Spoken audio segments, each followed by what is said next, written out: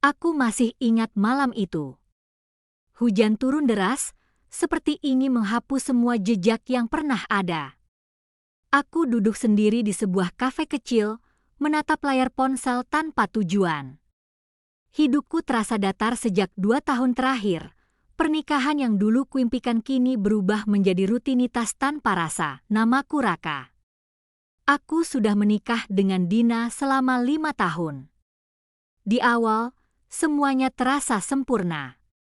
Tapi entah kapan, percakapan kami berubah menjadi sekadar basa-basi. Tidak ada lagi tawa panjang atau tatapan hangat. Hanya diam, dan jarak yang semakin terasa. Malam itu, sebuah pesan masuk dari nomor tak dikenal. "Hai, ini Raka kan? Masih ingat aku?" Aku mengernyit. "Siapa ini?" "Maaf, ini siapa ya?" Balasku singkat. Tak lama, balasan datang. "Ini Sinta, teman SMA kamu dulu." Sinta, nama itu seperti membuka kembali lembar lama yang pernah kututup rapat. Dia adalah seseorang yang dulu pernah dekat denganku. Bahkan, kami hampir menjalin hubungan sebelum akhirnya waktu memisahkan kami. Aku tersenyum kecil. Tidak menyangka dia masih mengingatku. Percakapan kami berlanjut. Awalnya hanya sekadar bertanya kabar. Tapi lama-lama, obrolan kami terasa hidup. Dia masih sama, hangat, penuh perhatian, dan tahu bagaimana membuatku tertawa. Berbeda dengan Dina yang akhir-akhir ini selalu sibuk dengan pekerjaannya. Hari-hari berikutnya, aku mulai menantikan pesan dari Sinta. Rasanya aneh, tapi juga menyenangkan. Aku merasa kembali hidup. "Kamu masih suka kopi pahit tanpa gula?" tanya Sinta suatu malam. Aku tersenyum. "Masih." "Kamu masih suka hujan?" "Selalu." Percakapan sederhana, tapi entah kenapa terasa dalam, sampai akhirnya Sinta mengajakku bertemu. "Kalau kamu nggak keberatan, kita ketemu yuk. Sudah lama banget." Aku terdiam cukup lama. Dalam pikiranku, ada suara yang mengatakan ini salah. Tapi di sisi lain, ada rasa penasaran yang sulit ditolak. Akhirnya, aku mengetik balasan. "Oke." Hari pertemuan itu datang. Aku memilih tempat yang tidak terlalu ramai. Saat aku melihat Sinta berjalan mendekat, waktu seakan berhenti. Dia masih cantik. Bahkan lebih dewasa sekarang. "Raka," katanya pelan. "Sinta, kami duduk." Awkward di awal, tapi perlahan mencair. Kami bercerita tentang hidup masing-masing. Dia ternyata belum menikah. Katanya, belum menemukan yang tepat. Aku hanya tersenyum. Entah kenapa, aku tidak menceritakan banyak tentang Dina. Pertemuan itu terasa singkat. Tapi cukup untuk membuatku sadar, ada sesuatu yang mulai tumbuh kembali, sesuatu yang seharusnya tidak terjadi. Saat pulang, aku melihat Dina sudah tertidur. Aku berdiri lama di depan pintu kamar, merasa bersalah, tapi juga bingung dengan perasaan sendiri. Di dalam hatiku, aku tahu satu hal ini baru permulaan. Setelah pertemuan itu, semuanya berubah. Aku dan Sinta semakin sering berkomunikasi. Dari pagi hingga malam. Dari hal sepele sampai cerita pribadi. Dia tahu bagaimana mendengarkan. Sesuatu yang sudah lama tidak kurasakan. Dina masih sama. Sibuk. Pulang larut. Kadang bahkan tidak sempat berbicara lebih dari 5 menit denganku. Aku mulai mencari alasan untuk keluar rumah. "Lembur," kataku suatu malam, padahal aku bertemu Sinta. Kami pergi ke tempat sederhana. Tertawa, bercerita, dan menikmati waktu bersama. Di sampingnya, aku merasa seperti diriku yang dulu, bebas, bahagia, dan dihargai. "Raka, kamu bahagia?" tanya Sinta tiba-tiba. Aku terdiam. Pertanyaan itu sederhana, tapi sulit dijawab. Aku nggak tahu. Jawabku jujur. Sinta menatapku dalam, kamu pantas bahagia. Kalimat itu menancap dalam pikiranku. Sejak saat itu, perasaanku semakin dalam. Aku mulai merindukannya, menunggu pesannya. Bahkan memikirkan dia saat bersama Dina, dan disitulah semuanya menjadi rumit. Suatu malam, Dina bertanya, kamu akhir-akhir ini kenapa sering keluar? Aku kaget, tapi mencoba tetap tenang. Kerjaan lagi banyak. Dina mengangguk, tapi ekspresinya menunjukkan keraguan. Aku merasa bersalah. Tapi anehnya, aku tidak berhenti. Aku terus bertemu Sinta. Bahkan lebih sering, hingga suatu hari, hujan turun lagi seperti pertama kali kami berhubungan. Kami berteduh di bawah atap kecil. Raka, suara Sinta pelan. Iya? Aku takut. Takut apa? Dia menatapku. Aku mulai sayang sama kamu.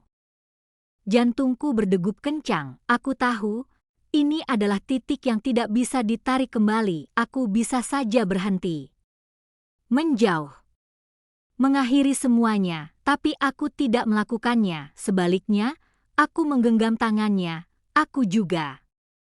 Hening, hanya suara hujan, dan di saat itulah, batas yang seharusnya tidak dilewati, akhirnya terlewati. Kami semakin dekat. Bukan hanya secara emosional, tapi juga fisik.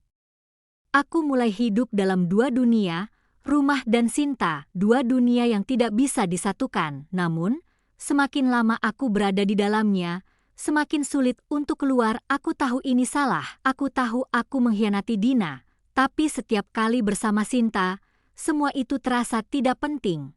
Aku merasa hidup, dan itulah yang paling berbahaya.